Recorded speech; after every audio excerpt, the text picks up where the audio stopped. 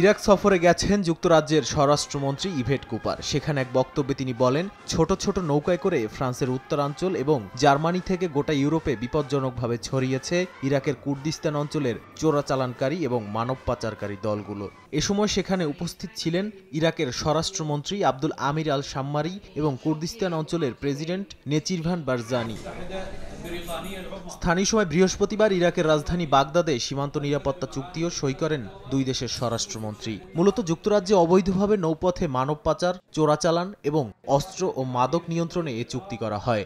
এদিন ইরাকের সীমান্ত রক্ষা বাহিনীর সদর দপ্তর পরিদর্শনকালে তাদের সঙ্গে ছিলেন যুক্তরাজ্যের সীমান্ত নিরাপত্তা বাহিনীর প্রধান এবং ইরাকে নিযুক্ত ব্রিটিশ রাষ্ট্রদূত।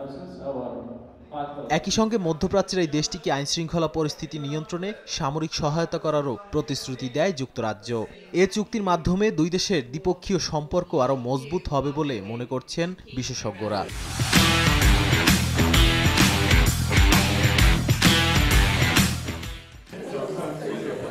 অন্যদিকে একই দিনে লন্ডনে এক সভায় বক্তব্য দেওয়ার সময় দেশটির প্রধানমন্ত্রী কিয়ার স্টারমার বলেছেন, অবৈধ অভিবাসীদের ঠেকাতে নতুন পরিকল্পনা করছে তার সরকার। এ সময় তিনি আরও বলেন, ২০২৩ সাল পর্যন্ত সরকারি নথি অনুযায়ী ৯ লাখেরও বেশি অভিবাসী দেশটিতে প্রবেশ করেছে।